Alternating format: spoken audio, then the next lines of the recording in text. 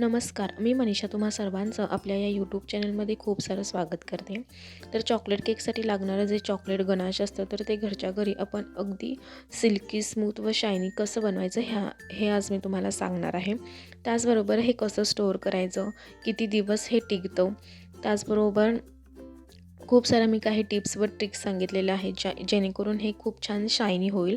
त्यासाठी हा व्हिडिओ तुम्ही स्किप न करता शेवटपर्यंत नक्की बघा. तर त्यासाठी इथे मी मोर्डे कंपनीचं डार्क कंपाऊंड यूज केलेलं आहे. तुम्ही कोणत्याही कंपनीचं यूज करू शकता.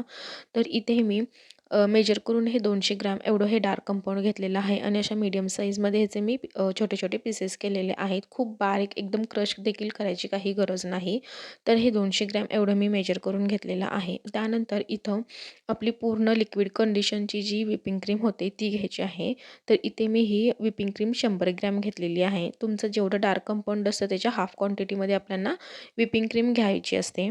त्यानंतर आपण हे डबल बॉइलिंगच्या मेथडने गनाश बनवणार आहे. त्यासाठी एका भांड्यामध्ये पाणी ठेवायचं आहे. त्याला छान उकळी आली की आपलं जे व्हिपिंग क्रीमचं जे बाऊल असतो तो त्याच्यावरती ठेवायचा आहे आणि आपल्याला हे कंटिन्युअसली असं हलवत राहायचं आहे.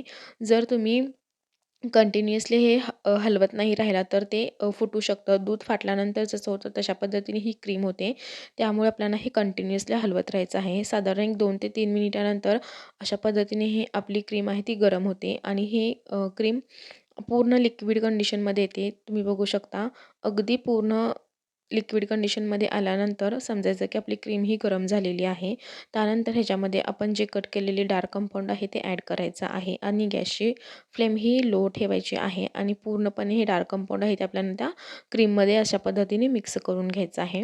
एक अर्धा मिनिट झाल्यानंतर आपल्याला गॅसची फ्लेम ही बंद करायचा आहे आणि हा बाऊल आहे तो आपल्याला त्याच उकळत्या पानावरती ठेवून द्यायचा आहे जेणेकरून त्याच्या वाफेने हे पूर्णपणे चॉकलेट मेल्ट होईल आणि आपल्याला अशा पद्धतीने हे कंटिन्युअसली हलवत राहायचं आहे. म्हणजे त्याच्यामध्ये जे काही छोटे छोटे कंपाऊंडचे पीसेस असतात ते पूर्णपणे वितळतात.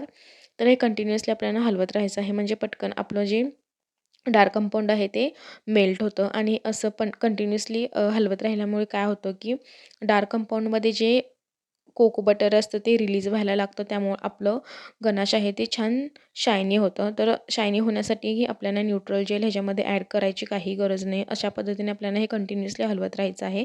त्यामुळे ते पटकन मेल्ट देखील होतं आणि छान सिल्की व स्मूथ शायनी देखील आपलं गनाश तयार होतं.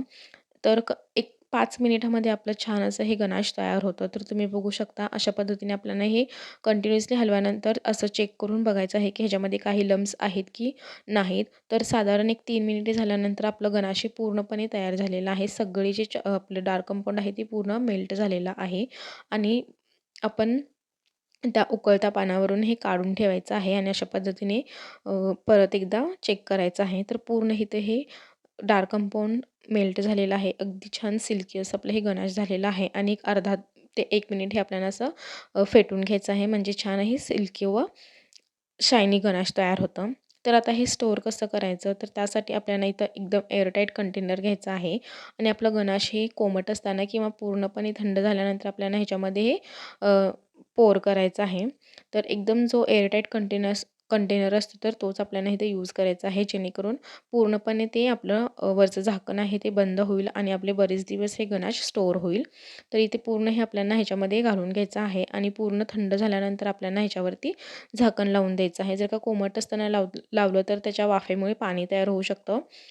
त्यामुळे पूर्ण थंड झाल्यानंतर अशा पद्धतीने आपल्याला हे झाकून घ्यायचं आहे आणि हे गनाश तुम्ही फ्रीजमध्ये पूर्ण नॉर्मल टेम्परेचरला आल्यानंतर तुम्ही 15 दिवसांसाठी स्टोअर करू शकता आणि बाहेर रूम टेम्परेचरवरती आपलं हे 3 ते 4 दिवस छान पद्धतीने स्टोअर होतं. जर फ्रीजमध्ये ठेवायचं असेल तर तुम्हाला पूर्णपणे एअरटाईट करून ठेवावं लागेल आणि ज्यावेळेला तुम्हाला यूज करायचं असेल तर त्यावेळेला आपल्याला 1 ते 2 चमचे जेवढं लागेल तेवढं घ्यायचं आणि हे वितळून घ्यायचं